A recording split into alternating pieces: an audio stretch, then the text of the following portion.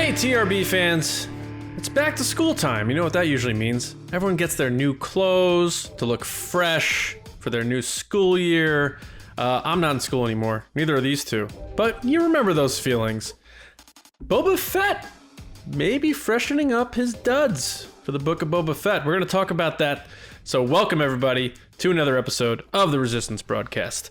I'm John. That's James. That's Lacey. We're here to talk about the latest in Star Wars news and giving our takes on the news. You don't need the news from us. You go to Star Wars News Net every day to get your Star Wars news. You want our opinions on Star Wars news, and that's what we're doing on our Monday show. So very excited to talk about what we got going on in a galaxy far, far away. It is September now. Big time fall season coming up. We've kind of been talking about this. We are now 3 months away, officially, from when the Book of Boba Fett's going to be coming out. Before we know it, 2022 is going to be here. We're 8 months away from Star Wars Celebration. A lot of great things. Like, Star Wars is coming. It's like, This is the calm before the storm for us, for all Star Wars fans. But we're glad that you're here enjoying this with us. That means you're a diehard Star Wars fan. Some people are like, oh, Star Wars isn't like popular right now. I'm just going to duck out for a while. Not you, not us. So what's going on, guys? How you doing, James? What's going on? I'm good. I'm actually kind of excited because I didn't tell you, but I told Lacey before we started that I got an advance copy of the Visions Ronin book. And it's interesting because the story itself doesn't come out until a few weeks after Visions drops.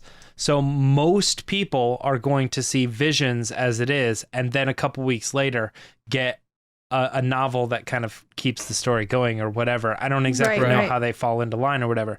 But now that I have this copy of the book, it kind of gives me this interesting perspective on enjoying the book and then potentially kind of getting a prequel to that in a few weeks. So it's kind of weird. That's cool. I don't know how far I'll get in the book before Visions comes out, but I don't know. It's kind of like, oh, that kind of inspires me to like try to read it as soon as possible. So it's kind of interesting that they even sent it this far in advance. Yeah, speaking of Visions, it comes out October 12th. Yeah, speaking of Visions, it's right around the corner, but they also released a bunch of merchandise for Visions, like t-shirts and socks and stuff. Oh, they look so cool. It's like budgets, man. Yeah, John dropped all these like live action series and stuff. We're like, so Visions, like I'm non-canon cartoon excited about Visions. I can't wait. I think it's going to be completely different than anything we've ever seen, and I love it. I agree. I'm very excited to see that. I'm excited to see your take on that, Lacey, because you're probably the most well-versed in that type of animation in terms of our vantage point. Well, James likes Dragon Ball, so I'm not going to say that. Right. Dragon Ball. I know a little bit about some anime stuff, like in theory, but I don't like watch it. You know, I'm not like an anime person. That's fair. You have a couple shows that you like. I've seen Avatar: The Last Airbender. It's like not anime.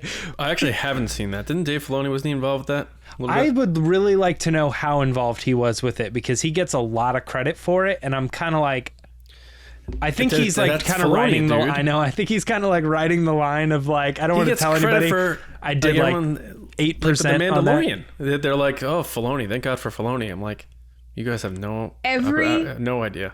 Every time we bring up Filoni, the first thing that pops in my head, and I've said this before, is from the Gallery Season 1 episodes where he's talking about how he didn't think he got the job with George Lucas, and he thought the SpongeBob guys were pranking him. Yeah. Oh, right. Every time he comes up, that's the first thing I think about, is like that he was buddies with the SpongeBob people, which is like one of the best animation shows ever, and that they pranked him so much that he didn't think George Lucas wanted to meet with him. Yeah.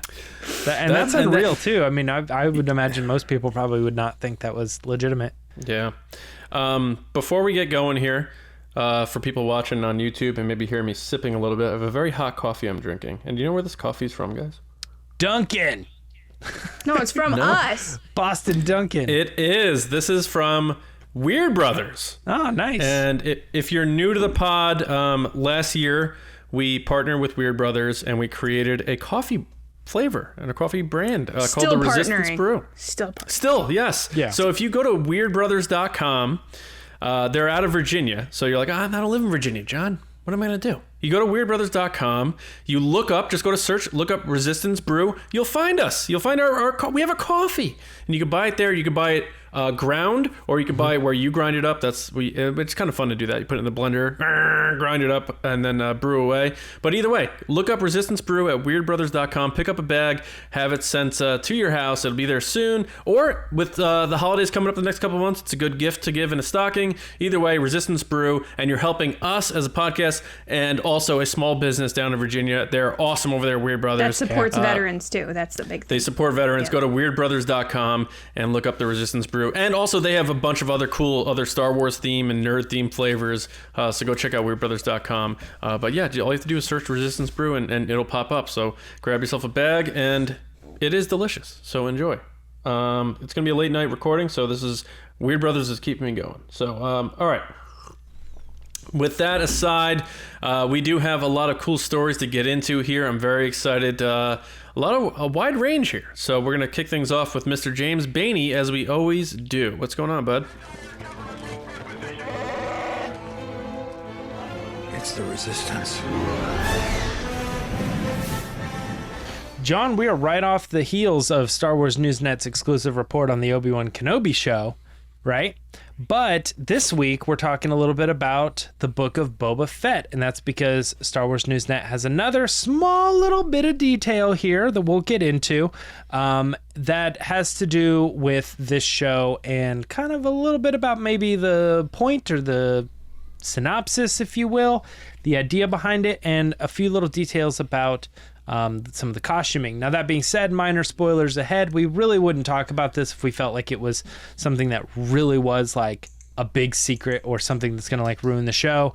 We probably wouldn't have even published the story to begin with. But that being said, we'll talk about it here.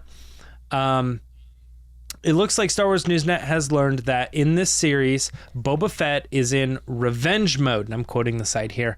He will be going after everyone who did him wrong in the past, and he will also be looking for the other bounty hunters. And even more, he will be doing it with a new look to his armor. So, John, I'm going to start with you on the story. What are your thoughts on the new look and the kind of maybe the idea behind the show? Where are we going with it? Yeah, so we had been working on this story for a while because of how the information came in, and you have to be careful because there's always that game of telephone. And I'm not saying we heard it from someone who heard it from someone who heard it from someone, but people who deliver you information when you're not tangibly seeing photos like we did with the Obi-Wan story, like we saw photos. We're like, okay, we can obviously decipher what's going on here. This is this person relaying us what they observed. So you have to be careful with that because that's their interpretation, right? So we had to be careful, especially when it came to his armor. Because when you say, because even people took our story and misinterpreted it as he's just replacing his armor. That's not how we took it. If you actually read the article, some people for some reason like commenting on articles without reading them. That's a new phenomenon. Maybe not new, but it's a thing. We took it as he's kind of upgrading his armor or improving it and making it better. He's not taking his father's armor that he was looking for so long, and he repainted and refurbished in The Mandalorian and getting rid of it. But we were told he definitely has a different look. It's not drastic. He's still going to have his helmet and all that stuff. But the word is that it does look a bit different, and this is where we start speculating on it, and in like our newsroom or whatever, is it makes sense because if you ever watch a show that does a lot of we're going in the past, then we're going back to present, going in the past and going back to the present, if it's the same character, especially in a situation where this character is masked, you want to make sure that you can tell the difference of what's past and what's present, because I don't think they're going to do like American History X, where it's like all the stuff in the past is in black and white. In the present, it's in color, so you know. I think it's going to be a situation where they want to make sure Boba Fett looks a certain way in the past, which is probably the traditional Boba Fett, because Tamara Morrison, I believe, did reveal we're going to revisit that time between Empire and Jedi. So you're going to get that traditional Boba Fett look, and I think now they're going to make sure they do it a bit different so that when they are in the present, you understand this is happening now. I think that's the main reason for it. I'm sure there's also a merchandising angle for it. You want to get the Book of Boba Fett version of Boba Fett? He has this new shoulder pad or like a different tint that he put on his chest plate. That's what we're looking at here. And the other cool thing is that it sounds like it's going to be some sort of revenge tour in a way. He obviously came in guns blazing and blew away Bib Fortuna. He's not messing around. This isn't the limo driver, as I called him in The Mandalorian Season 2. He's here to wreck house. And I wonder if the Book of Boba Fett means like it's sort of like this list he has of people he wants to run through. You know what I'm saying? And then like he's like Like keeping Steve Buscemi on Happy Gilmore.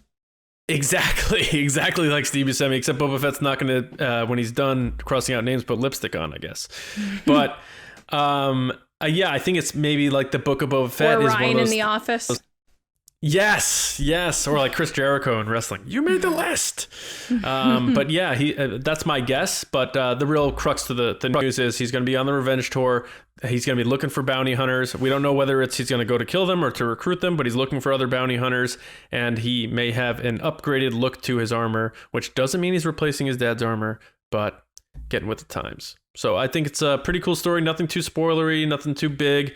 We're only 3 months away from the show. We haven't gotten a trailer yet, so we'll be curious to see what that does. But it's a nice little story to get the appetizers going, right? Get the appetite rolling.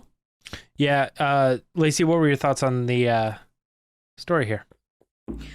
Well, I agree with everything John said. He kind of covered the whole story. I mean, I guess the one thing that stood out to me about the revenge thing is that it's not surprising. I feel like I've been saying this for like a year and a half. That's what I wanted.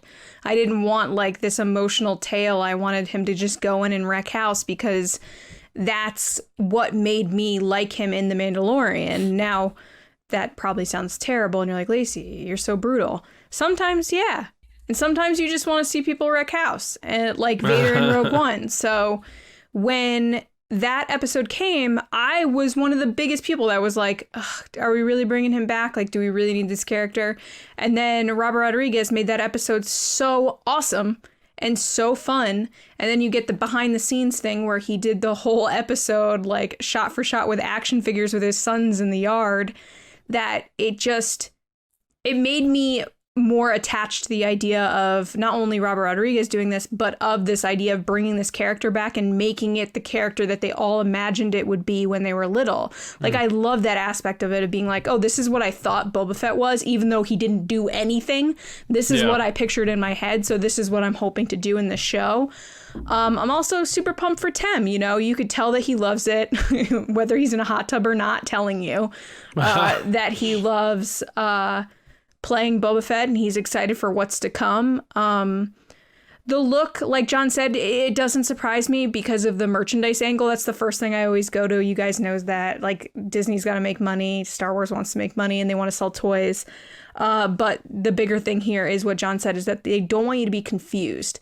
So they'll make sure to, you know, we joke around here with the bang theory where you give younger people bangs so that you know that they're younger. Yeah. It's like the same thing. It's like just making sure that you can distinguish in the storyline what's in the past and what's in the present.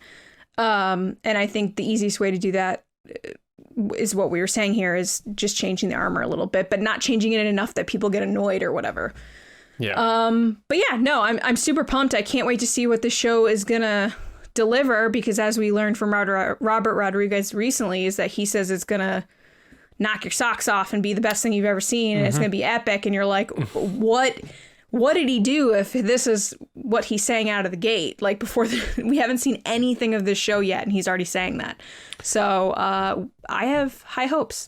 It definitely makes me think that when you're looking at it from the angle like you are, Lacey, where you're saying I wasn't sure about Boba Fett and then he came in and he wrecked shop, I'm thinking Book of Boba Fett is going to mean that what he did in that episode 5 or whatever is nothing compared to like what you're going to see in the show. Oh yeah, good point. Yeah. I think that this is the opportunity. They were like, "Oh, we're bringing him back," but it's kind of a setup for them to do what they really wanted to do, which is like, he's going to blow people up. Yeah, give him the list and he's going to cross it off and stuff. All that being said, that's awesome. That's really cool. I think that kind of if this is in fact the direction that they go for the show, it means it's probably less likely that you're going to see that Omega family emotional stuff in the show. Yeah. So it kind of makes it a little less likely that maybe Bad Batch was not supposed to be like a tie-in, and then you get Book of Boba Fett, and then you get it might Bad be Batch. the one emotional it still could beat be there. though. It might still be could that be there. one part. Yeah. I'm just saying if it made me think when I read this that they were doing, they're like 6 or 8 episodes or whatever of just like every one of them is like the blacklist, like another new bounty hunter to cross off the list, and it's just going to be them going. So true. I didn't even think of that because I've been watching that recently. Like that literally is like the episode kicks off with like one of the people, and it's like number 18, this person. Yeah. Oh my gosh. Like how shocking if like they really are just like knocking them off, like Bosk. Like we haven't seen Bosk, I don't think, since. So it's like they could just use this as the platform to be murdering all these famous Imagine bounty that was hunters. the pitch. He's like, look, I really love Blacklist. It's on Netflix. What if we do that, but just make it Star Wars? Yeah. I mean, just alone to be like, I got this idea. It's called the Book of Boba Fett, and he's got this list, and he's going back and getting revenge. All that makes sense. I like the idea with the costumes too, by the way. Like it is, but I will say it's a little strange that he would have gotten his armor back, and then in the next episode perfectly cleaned and painted and everything, and he looks awesome. Like it looks absolute top notch. And then like I don't know how long after that he like revitalizes the armor and like repaints I'm gonna paint it it black. or something. I'm really moody now. It seems a little odd. Like I don't know what his thought process would be to make this thing look really clean and styled the way that he always had it. Right. And then a couple months later, like turn around and do something different. It could be attachments, though. It could be like he picked up he left the dent. That was the big thing people noticed, is that he did leave the dent from the head. Yeah, I mean, and again, we reported this as a rumor just because we didn't see tangible info on it. Yeah.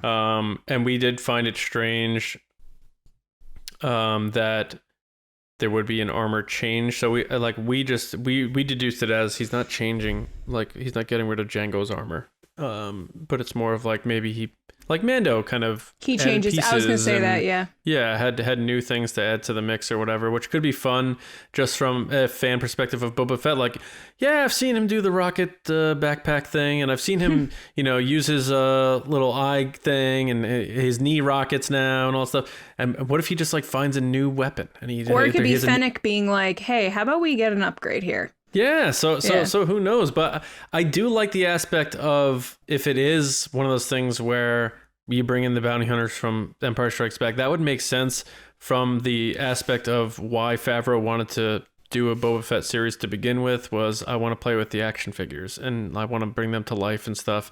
And he didn't get to do a Boba Fett show, and now they're getting to do it. And yeah, Robert Rodriguez, and what was his contribution to Boba Fett? Like you guys just said, just him annihilating people. So and you that's gotta his feel style, like right? Like if he he's just the loves that showrunner, stuff. Yeah. If he's the showrunner, this is gonna be OK Corral, just like doing some serious damage, Boba Fett. So I'm very curious to see how far he takes it. And that does make me, like you said, Lacey, maybe lean less towards the sentimental side. And I think it'd be a risky thing to try to tap into some sort of Logan thing with Boba Fett, because everyone just knows him as this. You don't want to get ruthless guy, yeah. You don't want to get too into Boba Fett, because what makes him cool is that you don't know too much about him. Yes, we know where he came from because of the prequels and stuff, but him inside his head, we never really got too close to him, and I don't think they want to do that because that's kind of risky, especially for fans who covet him so much. You want to keep that mystique and that aura about him, and I hope that they understand that. So I think they're going to maybe not dip too far into the let's really get to the core of Boba Fett as a person or something like that. Mm-hmm. So I think we're in store for some absolutely chaotic mayhem level of action, and I think that's the type of character you do that sort of thing with. Do the deep lore stuff with Ahsoka. Get into that when you bring Luke in, Mando and Grogu. Yeah. Like this one, go cowboy. Get wild, and let's see this guy do some serious damage, which they showed us. And if that teaser was any indication, he's not messing around. he's not taking He's Bib Fortuna, backhanding people with pistols and stuff. Yeah, no. Yeah, he's not putting Bib Fortuna in a cage saying like, if this happens, then you'll live. Or he's just like, blang, you're gone. Like, it's just like, that was it. We're like, Bib Fortuna's back. Oh, he's dead. Whoa. So, I mean, that's an example of what I was saying is like, we hadn't seen Bib Fortuna past this point. So like, just capping a legendary character or whatever, old original trilogy character. Can we acknowledge for a second how straight bananas it is that Jon Favreau went to Lucasfilm and was like, yo, I want to do a Boba Fett series. And they were like, nah, dog, you're not doing Boba Fett. We got Boba Fett over here. You're going to have to do something else. And he was like, okay, so I'm going to do someone that looks like looks like Boba Fett, is kind of like Boba Fett. And then I'm going to add a kid involved, but like, yeah, I'm going to do that. And they were like, okay, go. And then they were like, so John, do you want Boba Fett now? And he was like, yes, of course I do. Right. It's just crazy that it started with that. And they were like, no, you can't have it. And now they're like, will you please take this thing? Yeah, that's a good point. I know you guys are going to be like, yes, but I just thought, do you think there's a chance that if the popularity of Boba Fett blows up and he's a big popular character again? I think it already did. I mean, they're going to put like a headline name on the show and everything, and it'll be the next show from Disney Plus. But if the fan community rivals around Boba Fett, we got to have more Boba Fett content. If that means something for Solo 2 and Solo content, because then now they have a little bit of another property in Boba Fett, and coming back and doing more Boba Fett content. I mean, people want to see that Instead relationship. Instead of gambling on it, they can gamble on the older Boba Fett and see how people like the character and all that. And then if that's tried and true, then they have an opportunity, because you don't really have an opportunity to do much with Mando. I mean, I guess you kind of do. You could probably do before the show or something, but anyway. What would you guys do if in the Book of Boba Fett series there is a scene with Han Solo at some point and it's Alden? They wouldn't do it. But I'm saying, what if they did? Let's have some fun right now. What if they did? What would you do? Yeah, but you know what you're doing to my brain that loves continuity right now. Well, you could do young Boba Fett, and then that's what I'm saying. Young Boba Fett with pre A New Hope. Yeah. Because they said we're going back in time to see things. Oh yeah, that's what she was saying from the start. I don't know if they're going. You think they're going that far back? I mean, if they did, that'd be. I mean, I would. Of course, I would love it. There's the thought that Kira could be in this if they're going back to Empire time. Sure. It wouldn't completely shock me if we saw full on Crimson Dawn Emilia Clarke pop in a flashback between Empire and Jedi. I think that'd be pretty cool. So, I mean, who knows? What about Solo and Carbonite, probably? Yeah, that'd be interesting if they actually showed that. Oh, they probably will. Yeah, that would be pretty cool. Considering that's right around that time when he's they're just putting out this comic now, and it's ending in October of 6 weeks or whatever before this comes out. Yeah, but it could literally be him in the Slave One, which I think it's a different name now, so I apologize. Slave One, where he looks back and there's nothing there, and then he looks back again, and then you get a glimpse of Han Solo. Like, it could be something like that. Like, it doesn't have to be necessarily a big thing.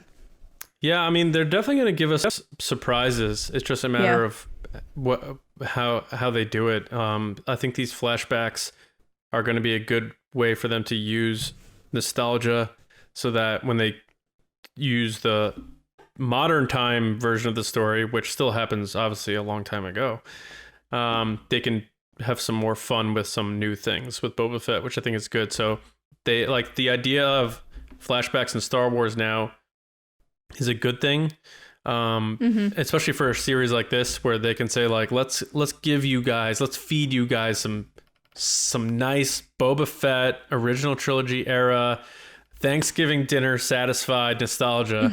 So then when we do new style Boba Fett, you're not like, oh, that's not the Boba Fett I remember, because they're going to feed everybody with this. And I think that's a good way of using flashbacks in Star Wars. The only thing about flashbacks in Star Wars that I think is dangerous is it has opened up the floodgates of fans expecting that anything can happen now.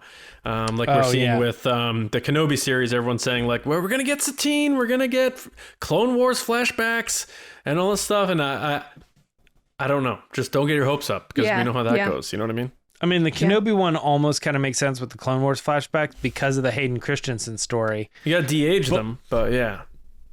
Well, yeah, maybe, perhaps, yeah. But the Hayden Christensen being brought on thing was the whole big thing with Obi-Wan. But we kind of put a squash to that last Hayden week. Christensen looks good for his age, but he's a 40-year-old man. And, we're supposed to believe that he's 23, Yeah, but... John, you're missing what I'm saying. Is like the whole thing was that the story that we ran last week was, why are they bringing in Hayden Christensen? It was believed that they were going to do flashbacks because they had Hayden Christensen, because they couldn't do current version. But our story kind of made that more clear. Well, yeah, especially because like we said, like Kathleen Kennedy said, he's coming back as Darth Vader. Yeah, and that's concrete. She made a point to say that. Yeah. So right. Yeah. Another thing that we wanted to talk about in the Star Wars world, and this is kind of loosely the Star Wars world, but it was a new story, and I think it kind of caught John's eye in particular because he is big into this type of stuff. But we wanted to talk a little bit about how Frank Oz was recently doing an interview with The Guardian, and he brought up his time working with Yoda, and more specifically, as the article was really mostly about, it was this time when he was working with the Muppets and Sesame Street.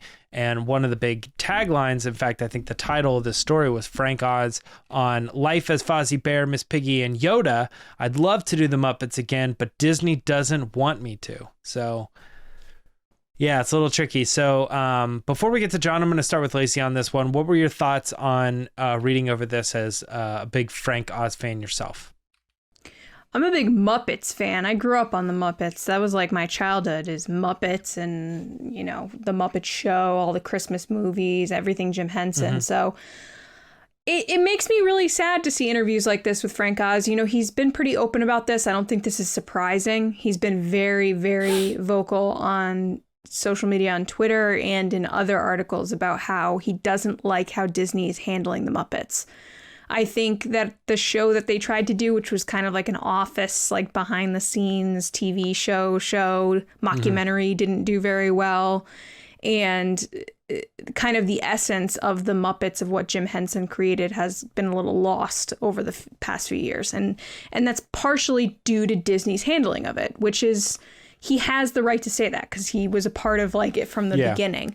That being said, he did talk about Yoda a little bit, which is really cool. So he talked about working with George and saying how, he read the script for Empire the other day, and there was a certain way Yoda was talking. And then he mentioned to George, hey, what if I spoke like this? And George was like, yeah, sure. Sounds good.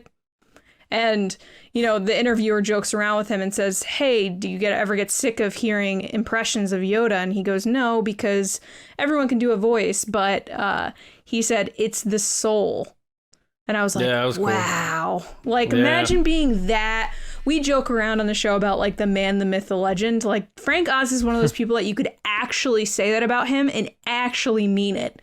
He is so legendary in pop culture and everything that he's done in puppeteering and voice work that you just know his voice. As soon as you hear it, you're just like, oh, that's Frank Oz, and it's so magical, and he's the best. So Frank, if you're listening, come on the show. That being said, I really hope we do see Yoda again. I'm thinking we might see it in Kenobi. I think we've talked about that at length. So hopefully we do, because he did come back for The Last Jedi, so it's not like he's against coming back to play Yoda. And I don't think it would do Yoda justice for it to be anybody else. I think they want that. I think that when you're talking about bringing back Yoda in that particular case, that was like Rian Johnson and his decision to say, we're getting Frank Oz because his version of Yoda is exactly what I want. And what we're talking about here is somebody else hiring Disney, like showrunners and stuff for, say, Sesame Street or something like that, saying, we have this idea of what we want these characters to be, and it's not so much like we don't need Frank to do that, is because we have this idea of where we want it to go. But when you're talking about someone who's like, I want exactly that, I want like, as if we haven't seen Kermit for 30, 40 years, and they're like, I want that, I want that. Imagine how crazy it would have been if he didn't get Frank Oz. Like, people were mad about everything else. Imagine getting, the annoyance people would have if they were like, how could you not? Well, John, what's your take on this? Rian Johnson, for, people can say what they want about him. I think he would make the tough choice and just not include Yoda in his movie. Right. I agree. My take on this is, I thought about this a lot, and it's Frank Oz. If you listen to him in interviews, he, he's in his 70s. He's very accomplished. He doesn't need to prove anything to anybody anymore. He's still very active, still working, still out there. Also a very underrated director in his own right. A lot of his movies I really enjoyed. Dirty Rotten Scoundrels, Bowfinger. He doesn't mince words at all. And the one that really, I was like, oh, wow, is when he said the Disney deal is probably what killed Jim Henson. It made him sick. At the time of Henson's death, he was negotiating with Michael Eisner, then the head of Disney, as people may remember, way before Bob Iger, about selling the Muppets. And Eisner was trying to get Sesame Street 2, and Jim Henson would not allow that. But he said Jim was not a dealer. He was an artist, and it was destroying him. It really was. Now, that's a really bold thing to say. Obviously, you're talking about this man's death, and he died young at 53, unfortunately, because he had so much more to give. But, his legacy lives on. But hearing him say that, lit something in my mind thinking, you're putting Disney on blast, and he has every right to. And there are certain criticisms you can absolutely lay on Disney when it comes to, IPs and that sort of thing. I think they've done Star Wars very well, and that's what brings up my point. I think this type of interview here, where he's just absolutely annihilating Disney, he's saying Disney killed Jim Henson, but he's still able to work in Star Wars, tells me that this is proof, if people still needed it, that Lucasfilm has autonomy and operates as they want to, which I believe was something very contractually put in place by George Lucas when he sold Lucasfilm to Disney, saying, I'm going to sell you my company. And I talked about this recently on one of the episodes, but you can't get rid of Skywalker Sound. These people here, Doug Chang, you can't get rid of Doug Chang. You can't, you have to, there's probably clauses in that contract saying you have to keep Lucasfilm and let them operate how they want to operate to a certain extent. Frank Oz is still doing stuff for Yoda in Star Wars, and he's saying here, they won't let me do the Muppets. So there's obviously a difference there, where the Muppets maybe doesn't have that level of protection that something under the banner of Lucasfilm does. And I find that to be very, very interesting, because I think that can go back to the business thing. Jim Henson not being really in the business side, whereas George Lucas was very much the businessman. Yeah, he wanted to protect his brand and his people. In Lucasfilm. So I find this very interesting, because I don't think we're done with Yoda either. I agree, Lacey. I think we'll see him again, whether it is Kenobi or something else. And the fact that he's able to say this type of thing that honestly, and Disney's able to just understand, this guy's very important to the Star Wars franchise and stuff like that, I think shows beyond a shadow of a doubt that Lucasfilm has that level of autonomy where they can say, we're still working with Frank, and that's what we want to do. I do respect his honesty. He's one of a kind. The fact that he says, they think they can just put the felt on someone's hand and make the Muppets. It's no, man. He said it's all about the people who made it. And I think that's so important, because they take these things for granted, that you could just put a hand in a puppet and move its mouth around and write some kind of clever dialogue that sounds like something the Muppets would say. The Muppets haven't been the same. They haven't since for a very long time. Even Jason Segel tried his best. It just goes to show that there is something really true and special about what they did. And I think Star Wars still kind of preserves that, because you still have all the people who are at Lucasfilm and that sort of thing. And say what you want about, the current script writers and stuff, and that's fine, but the heart of the spirit of Lucasfilm is still there. And the fact that we still have Frank Oz as recently as one of those, the Cantina Galaxy's Edge thing he did the voice of Yoda for like last year. He's still there doing it. So you see the difference between him talking about Disney and still being able to work with Lucasfilm. I think that's just more proof that they can do what they got to do. And I love that because I hope we see more of Frank Oz, and I respect the hell out of him. Please come on the pod, Frank. God, please come. It's funny that you actually say he was involved in some sort of cantina or something. I think it's actually our next story, which is there was a new trailer for the new gameplay trailer, at least for Star Wars Tales of Galaxy's Edge. Oh, right. Okay. Yeah. And which involved Yoda around the time of the High Republic and all this. Now this new trailer comes, it's for the last call version of the Tales of Galaxy's Edge. There's been a couple of them. And they take place around the same time, but they're obviously like kind of different stories in of themselves. And they bounce back and forth between when Galaxy's Edge, as we know it, between episodes 8 and 9, but also they're going to get artifacts. You get to see the original origins of those artifacts. So you are bouncing back to High Republic times and involved in some of those other things. I was going to bounce back at you, John, on this, especially since you just said what you said, like, you're like, he's involved. Yeah. But what are your thoughts on something like this on, I believe it's Oculus 2 and the VR and how this all looked as far as like a video game to you? What are your thoughts? Oh, me? I don't know, because I don't have Oculus. I assume it's expensive without looking it up. I'll defer to you guys in terms of like the gamer stuff. I know, James, you tried the Vader one out at Celebration a couple years ago. Yeah. You haven't played it? Yeah. Mm-mm. So I'm not really sure. I mean, I think this is one of those things that allows people to experience elements of Galaxy's Edge without having gone. I think I'm one of the last people to have yet to go. Yeah, me and Lacey both. So this is fun. You know, I like that they do these things. It's just one of those things to me that's not attainable because I don't see myself dipping myself too far into the VR stuff, because I feel like that's a commitment. Like once you're like, I'm going to be an Oculus person now, and I'm going to get this, and then you have to like justify having it, so you have to get the other accessories, and they probably have a special lightsaber hilt you can buy, and the different goggles and all the games and stuff. I can't make that level of a commitment. I understand people who can. I'm sure it's amazing. So this feels like it doesn't exist to me because it's not going to be part of my reality. So I think it's going to be cool, but for me, it's going to be strictly just like outside looking in and hearing people talk about it. I'm sure people may like Twitch with it or whatever, and I don't know if we're going to get one as a pod or whatever, and fight over whose house it stays at. But I mean, it's cool. It's one of those things. I don't have much else to say on it, so I'll defer to Lacey for more takes on it, because she's the biggest gamer out of the three of us, I think.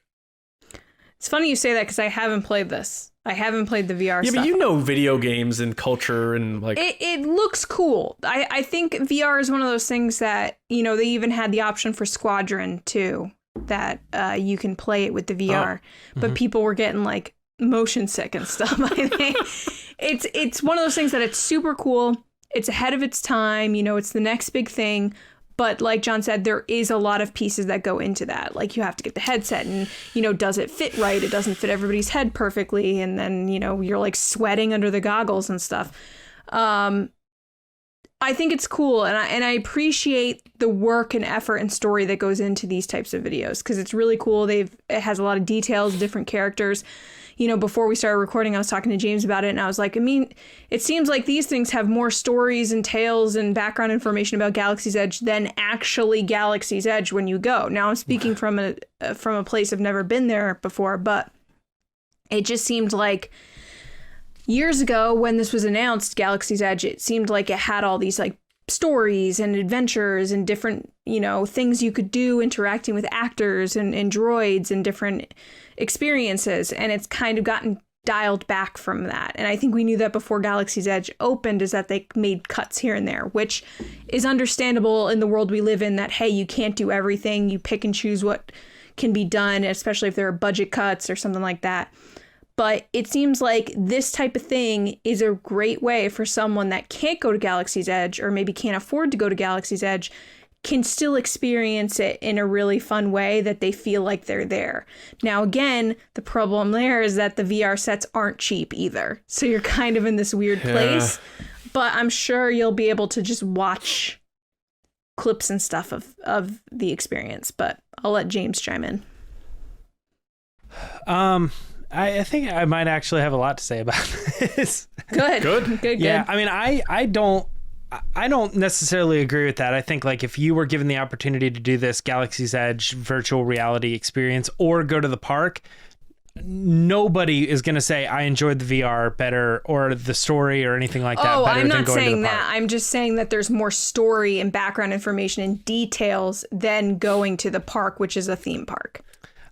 I mean, maybe, but when I go to the park, having read a lot of the books and like having been involved in like this comic or whatever that has Doc Ondor and stuff, when I go see him, it's there he is, you know, that's kind of a thing. Sure. I understand some of those people being able to go there and be like, I don't know who that is. It's just like some weird alien creature or something like that. And I have no relevance to it.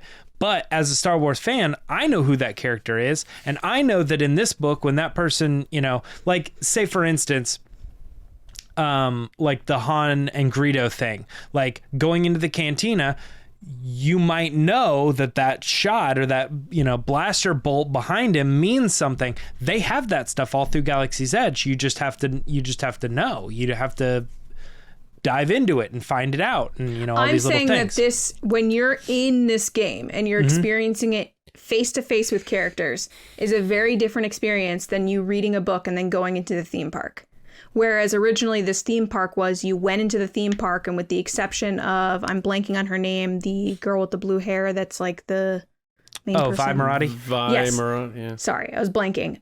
She is the one that kind of takes you on all these different storylines and stuff throughout the park, with the exception of Rey and Kylo. My understanding from the very beginning, and I'll have to look this up and maybe comment on it later, but there were different stories that you could get involved in with different actors and droids and stuff that were cut from the park. So when you look at this VR game, you're in that storyline. You're a part of the park. You're a part of what's going on, and they give you missions to do and all this stuff. That's not currently in the park. Now, there are connections to books and comics and other things and movies and stuff, but it's not as you getting transported to this place and going on missions.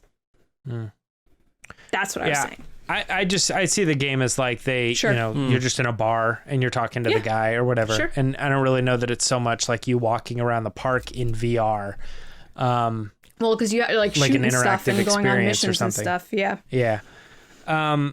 Because they're gonna send you away to like the First Order. They said all that, so you're going on this like new camp. So it's kind of a way to interact with areas of Batuu that we haven't been to, even if you've gone to the park. So it's kind of like out of it. But that all being said, the VR thing, is interesting because you mentioned people getting sick. That is how good is your hardware. How good is the interactivity between your link and the process? Some people aren't going to get sick as others, but nobody gets sick in actual reality, because when we turn our heads and we're aware of all these things, the world moves perfectly exactly as it should. Yeah. So when you put something on that closes you off, and when you turn your head quickly and what you see on screen and what you kind of experience like a delay. doesn't do that exactly, that's when your brain starts to go, something's wrong here. The better VR gets, the more real we'll be able to be pulled away from that. And I did do the VR. I've done Vader Immortal, but that was only really a demo. And I have done, I played a lot of Squadrons in VR. And both of those do have that experience of you're in it and you're involved, and then you like pull it off and you're like, I forgot I was in a living room. Holy crap. Whether I was sick or not, it still gave me the immersive experience that I was involved in this thing much more than I feel like when you just play the game on a television. Because you're kind of aware of your surroundings and you know you're playing a television. When you're playing the video game, you're kind of in this other world. Even if you are aware it's still a video game, you're kind of there. And then when you take it off, and actually, if anybody's interested, Marquez Brownlee did an episode recently on teleportation, like old tech that doesn't exist, but we thought it might exist or something.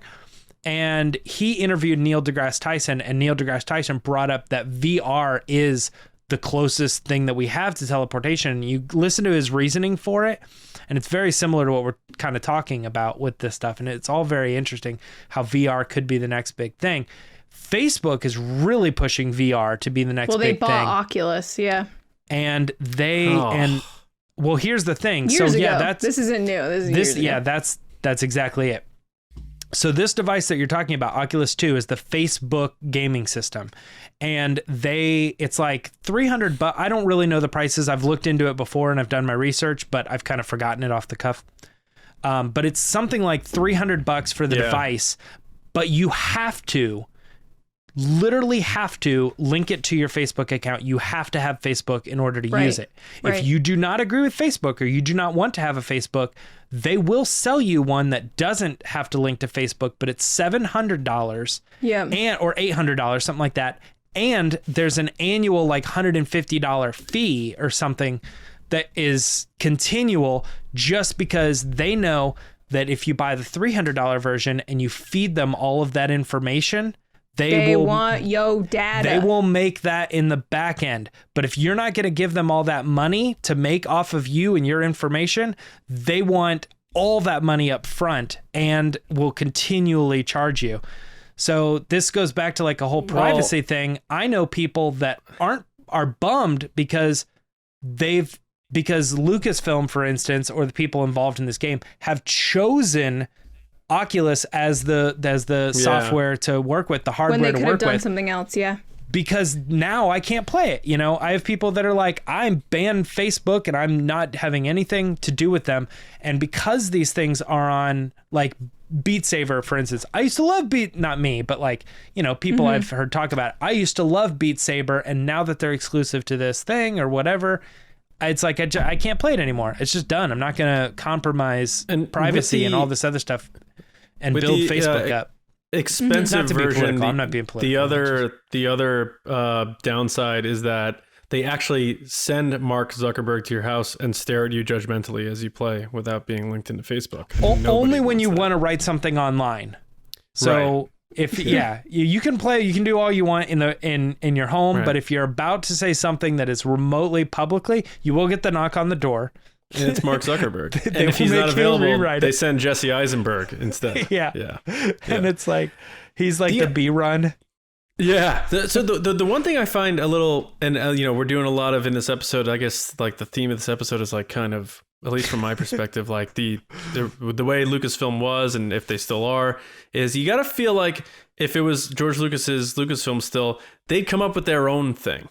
They'd make their own Oculus and do like he was all about creating all these things. Yeah, and now but they put their games on other systems like PlayStation. That's the hub of where you play the game. And maybe you're right. Maybe I'm wrong there. But I feel like that they even outsource some of the elements of stuff ILM does. We've saw them bring in other companies and stuff, and you never really heard of that back then. And that's when the leaks happen.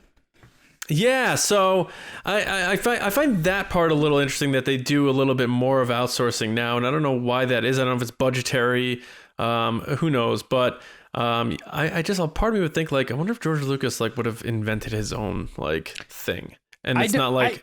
not to argue with you. I don't see that being something. I would see him wanting to be hands-on in a game and making sure that the game is creative, but the hardware itself tends to be like...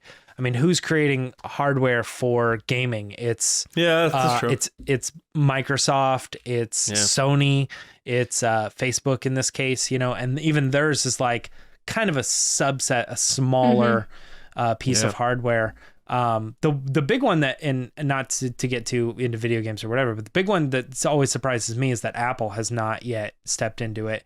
But I think that's because they're relying on their app store and they're making so much revenue from other people making games and submitting them to their device. You know, you know, they can you can make a game and put it on iOS, and then all of a sudden now Apple's making 30% of that revenue, which also is a political thing right now, if anybody's paying attention to that stuff. But a few other things, getting back to Star Wars, that we wanted to touch on before we move out of Resistance Report is that there's the comics still that are going on. We kind of talked a little bit about that stuff on our Patreon Q&A. We were asked about our opinions on some of the new takes on Vader and how they're treating him and stuff. But if you guys want to check out what's going on there, Vader and Ochi of Bestoon are now working together in the War of the Bounty Hunters. And if you don't have the time really to read all those comics, or you don't have the money maybe to invest into purchasing all of them, but you're really interested in the story, Star Wars Newsnet is the place to go, as you can read the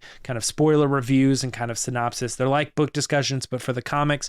You can get each one of them and just kind of get a breeze through of what's happening. Like, and hey some man, of the I art just is bought a included there $700 too. Oculus. I can't afford comics. Let me read the reviews. Yeah, all my comic budget just went to the $150 annual fee because I won't tell them where I live. But that's out there if you guys want to check that out. Links are in the description of the YouTube video. The only other thing, Lacey, is I wanted to get your thoughts on this, because the Hasbro Pulse Fan First Star Wars event is happening Wednesday, 9 o'clock, 8 o'clock at 11 a.m. Nope. Oh, wait, no, sorry. Wednesday, September 8th at 11 a.m. I had a flashback to like Disney Channel being like 8 Central. Yeah. Like MacGyver. I was like, but it doesn't say what time period that is. Okay, yeah, it's on the 8th and it's at 11 a.m. Lacey, what are your thoughts on this? Yeah, so Hasbro finally announced that they're doing a Fan First. It's usually Fan First Friday, but this time it's a Wednesday at 11 a.m. Lame. So George Lucas wouldn't have let that happen. I actually don't mind it being in the middle of the week, but they're doing a live stream to show fans new reveals and what's coming in the pipeline. So usually they announce updates on what they've done with a couple new things. And I assume they're going to go into more detail about that HasLab Rancor which, update. Again, I feel like an idiot because I was like, there's no way they accidentally did that. And then they did. So I can't wait to see what Patrick has to say about that. You can't not acknowledge that. But the big question, will I ever get a Rey lightsaber? I don't know. We'll see. 9/8. We will see. 11 a.m., guys. 9 East, the Hasbro 8 Central. Fan First event. No, don't say that. You're going to confuse people. 11 a.m. on Wednesday. Only on the Disney Channel. Yeah. All right, that is it for Resistance. That's it for Resistance Report, guys. Lacey, take us into our next section. What are we doing? All right, guys, it's time for the Patreon pod race.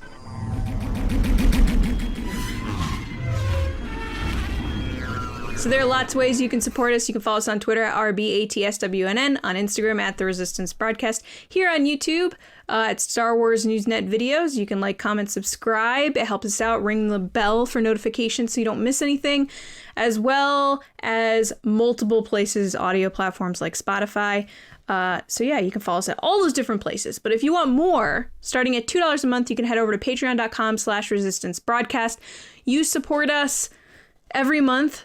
Literally $2 a month. You get all this extra content, weekly videos outside of just our normal episodes. You get the episodes early. We just did a live Q&A, which we do monthly, where we answer all different types of questions, like what's our favorite candy bar? What are our most embarrassing moments? Is Lacey afraid of everything? Yes, I am. So that kind of stuff. And if you want more, as you go up in the ranks, you get exclusive Discord access, even more one-on-one time with us, and much more. So we want to say thank you to certain groups of people that are big contributors to the community. So first of all, thank you to our generals. I'm going to take a breath here because there's a lot of them. Okay. Thank you, Carmelo, Andrew Staley, Jeremy Myers, John Reese, Jetta Rosewater, Paul Olson, Jake Houchins, Oliver Lewis, Frank Grande, Haas, Joe Ritchie, Darth Hurricane, John Chorlton, Nick Kratz, Christian Morales, Brian Smith, Matt Chitty, and Val Trichkoff. Thank you guys so much as the generals. Thanks. And then we have our Spice Runners, David Probus, Neil Shaw, Double C Chris, Kendall Gellner, Ryan Wara, Dave Hornack, and Micah Harrison. Thank you guys so much for your support. It means a lot to us. Like I said, any level supports us and lets us do what we love to do, which is talk about Star Wars, create new stuff for you guys, and build the dream that is doing more things for you guys. So for sure. This time, I'm really excited. We have someone else new in the PodRacer spot. So we have General Christian Morales. Welcome, Christian, to the show. Oh, yeah. his question, which by the way, this part of the segment is we ask a question and they get a chance to be on the show by answering. So his question was, as a 501st member, he's a very active one. It's very cool. If you were lucky enough to be an extra in any of the upcoming Star Wars series or movies, which would you want to be an extra in most? As in what? Go ahead, Christian. Take it away. And as what? Oh, and as what? Go ahead, Christian. Hey, what's going on, TRB? The question I was asked was, as me being part of the 501st Legion, what upcoming TV series or movie I'd like to participate and be an extra in.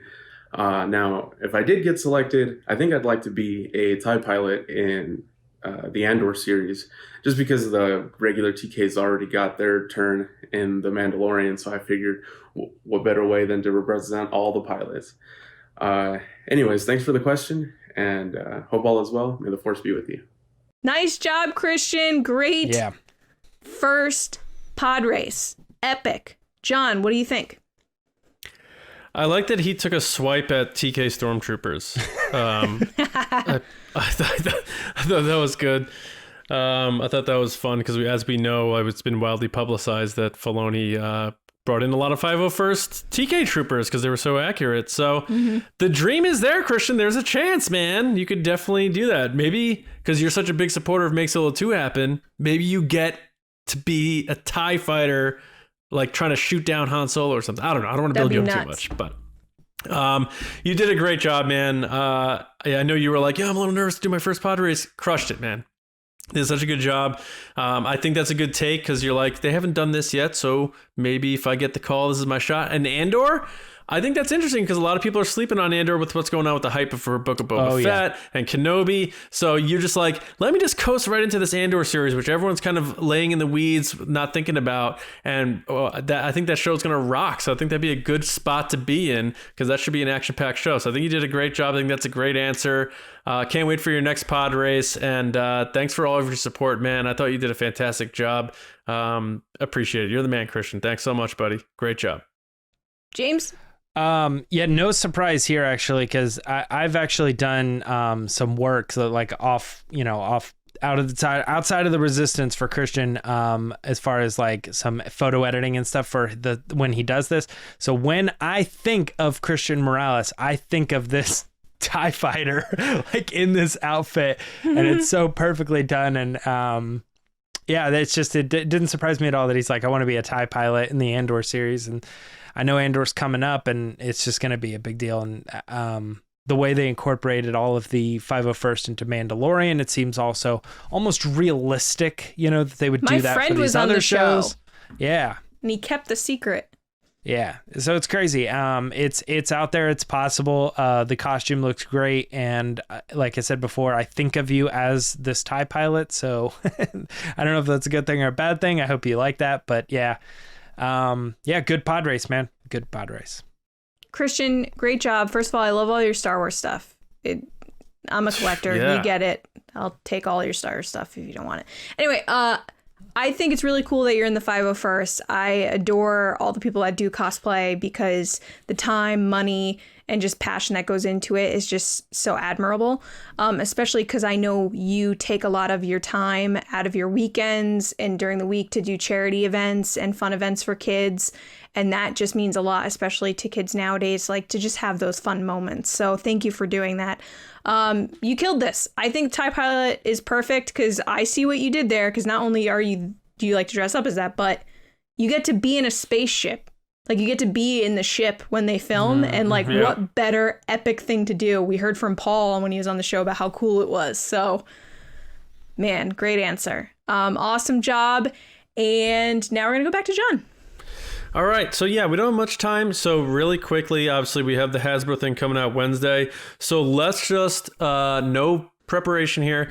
Let's real quick, each of us just give an answer of something that they're not going to reveal. They're not going to reveal this on Wednesday. If one of you say the Rey Yellow lightsaber. I'm going to say they're not going to reveal a Force Ghost Luke action figure on Wednesday. It's tough to talk about action figures, like what they're going to reveal, because so far for probably the past year, maybe 2 years, it's been repaints of old figures and reissues of things. So it's hard for me to say like, oh, I really want to see this brand new thing that they haven't done yet, because it'll most likely be troopers. We'll probably get a bunch of troopers, maybe one big item, like a ship, like That's a new what they ship. are going to announce. What are they not? Yeah, going to what they're not going to announce. Well, that's what I'm saying. Everything else. So like any Ben Solo merch, they won't announce. So nothing Ben Solo. Okay. Yeah. That's not to say that I don't want it. I'm saying that I have been asking for it. Yeah. And I think that they're steering clear of the sequel trilogy. So I don't think they're going to announce anything sequel trilogy. Okay. James? How about this is a little bit of a cheat, but they will not announce a Force Ghost Qui-Gon at this event. But they absolutely will have that announcement this time next year. I hope so. Could be. All right. We'll see. Imagine they announce all three of these things on Wednesday. If they finally do a Ben Solo, oh my gosh, that's going to be the hardest one to get. You are not going to be able to get that action Ben figure. Solo Black Series figure? Nope. Not yet. They've made it. They've designed it. They just haven't put it out, I'm sure. But all right. So we want to thank everyone for listening and watching, being a part of TRB. Thank you all so much for just keeping TRB a fun place to be. You're as big a part of this as we are. So from us to you and back, thank you so much. Like Lacey said, make sure you do subscribe to the show, because twice a week, every week, we're hitting you with Monday and Thursday new episodes. And we'll be doing stuff for the Book of Boba Fett all into 2022. We're not sure how we're going to do all that, but we're trying to start planning now. Your support, whether that's just listening to us and telling friends about us or being a patron, it doesn't matter. Your support sharing the episode keeps us going. Yeah, whether you're sharing the episode with friends or tweeting it or wherever you are, it means a lot, because we have seen a lot of growth on all of our formats, and it's all thanks to you and the word of mouth, and we really appreciate that very much. So thank you. Make sure you're going to StarWarsNewsNet.com every day for all of your Star Wars news, reviews, editorials, information, and more. You can find me on Twitter at Johnny Hoey, writing and editing at Star Wars Newsnet, and I have a movie podcast as movies that aren't Star Wars called Just Like the Movies, and we're putting out our new episode tomorrow on the movie Heat with Val Kilmer, Pacino, and De Niro. So check that out if you're interested. James. You can find me on Twitter and Instagram at Myra Trunks, and on this channel doing the book discussions. I don't know if last week anybody picked up Tempest Runner is an audio drama, but if you did pick it up and you've had time to listen to it, you're all the way through it, now is the perfect time to go and check out our discussion on what we thought of it. Not only our review, but just more of a spoiler discussion and about, all the events and all the characters and where it's going and all this other stuff. Has to do with the High Republic. So there you go. Definitely. Lacey. People can find me on Twitter and Instagram at Lacey Gillerin, and I will most likely be covering everything that's happening with the Hasbro stuff on Wednesday at 11 a.m. Yes. No doubts. Hopefully that Ray lightsaber. All right. I already have one, so it's like now this is just a bonus, but I would like one that matches my other ones. Right. Okay, so we'll be back on Thursday where we are going to, it's our discussion show. So we're going to talk about a lot of different things on Thursday, including maybe a little bit about a little guy called Grogu. But until then, we hope you enjoy your Labor Day. If you're off, that's great. If you're working, sorry, but hopefully we brightened your day a little bit here. And we'll see you next time right here on the Resistance broadcast. As always, we'll see you around, kids.